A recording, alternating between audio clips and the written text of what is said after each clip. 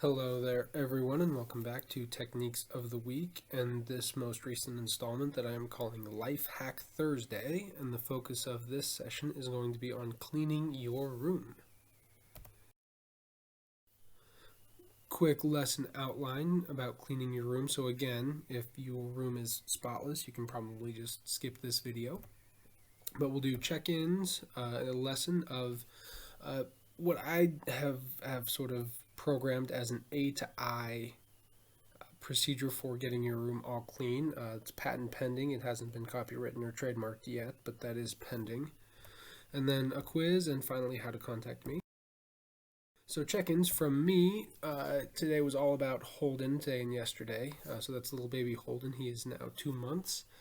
The struggle is we just recently found out that an insurance claim is being contested, and so they're saying that they're not going to pay for his delivery, which is about a $64,000 bill that's currently hanging over our heads. We have a feeling it's all going to get worked out, but sometimes that doesn't help you sleep any better. But the bright spot for me is that he isn't very congested anymore. He's able to sleep through the night, and gosh, he's cute. I really like the little fella. I tried to put a video of him in here, but it was just a little bit too big. From you guys, I'm still not hearing a whole lot, but I am able to see that these videos are being watched, and that kind of makes me happy inside. And somebody emailed me and said that they were interested in getting the updates. So good news on that front. So for cleaning your room, the A stands for assess the situation. Close the door if you've got that opportunity or availability, and take a deep breath. We've practiced some deep breathing before. Just know it's going to be okay no matter how messy it is. And then look around at some of the hot spots, the danger zones, or the scary corners of I don't know what that is, and just sort of take stock of what you've got to work with. And then I like to think about how long it's going to take to accomplish this cleanup task.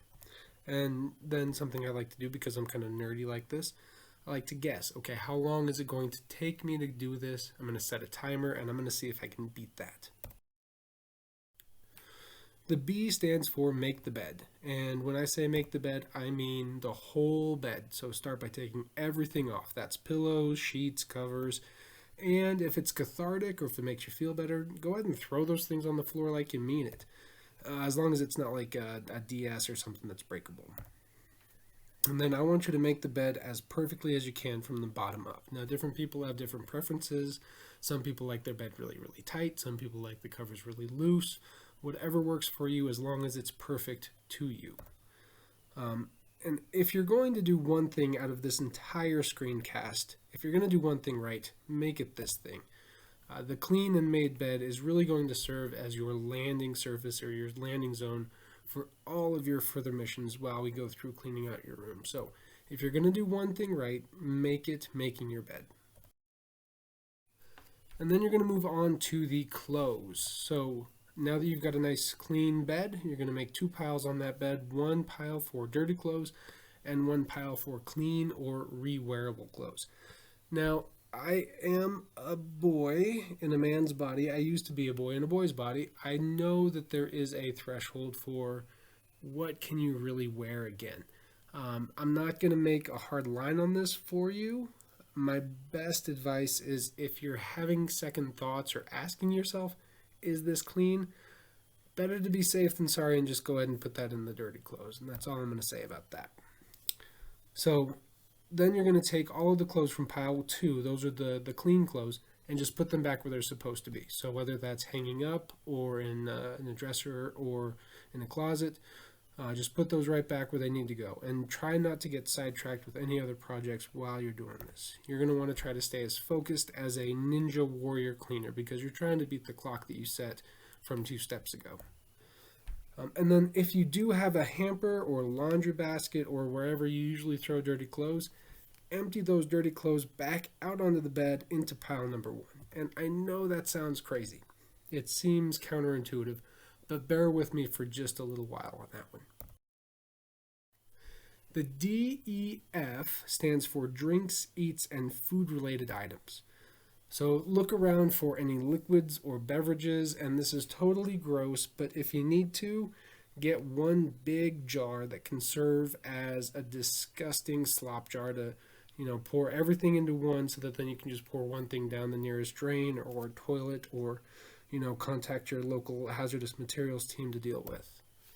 And then you're going to collect any unexpired food items. So these are things that hopefully are still in wrappers or still edible, and then put those on the beds. And then you're going to take those and any other plates, dishes, utensils back to the kitchen or wherever the appropriate place is. Quick life pro tip here.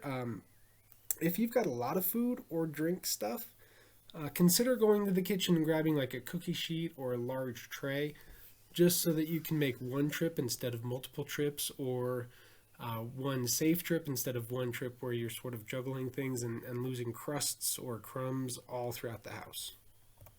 And then the last thing you're going to do is throw away any of those expired food things, wrappers, bottles, things that have no use to anyone anymore. Moving on to the G, this is games, toys, or random objects. This is where that emptied out laundry hamper or basket is going to really help you out. Just walk around the room and throw anything else in that hamper.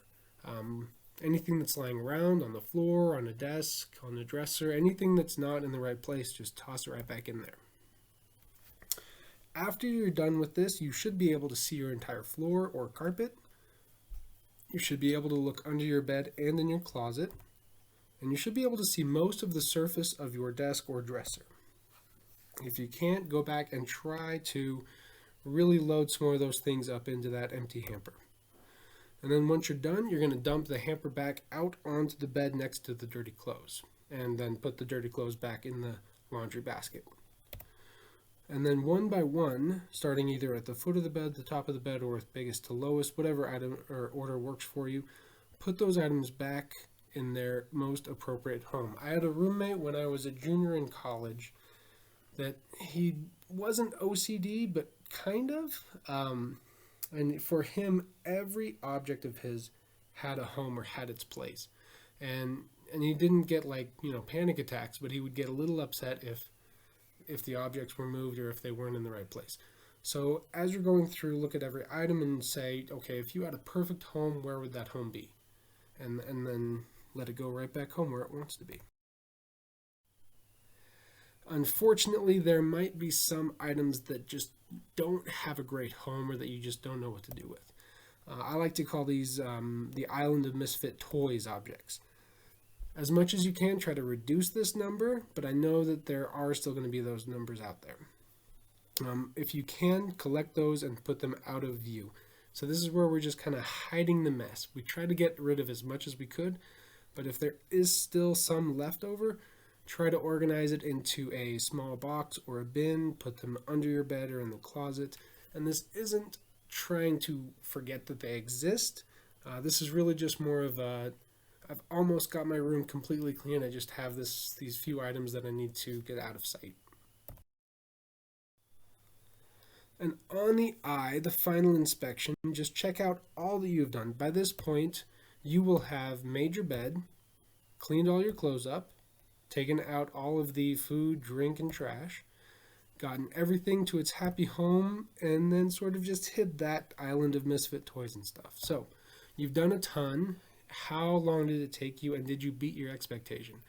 One of the things I've learned in my 33 years on this planet is that usually you're able to beat your expectation. When you first look at a huge mess of a room, you think it's going to take forever.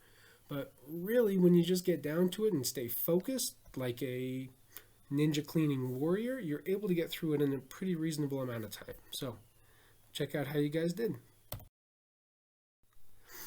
Final quiz here. If you could only do one thing of all of these things, and again, this is just according to me, what would you do? And I give you full permission right now to scream it out as loud as you want to. And if anyone gets mad at you, tell them they can talk to me. The one thing that you should do is make your bed. That's going to set the stage for everything else in this whole sequence. So if you got that right, way to go.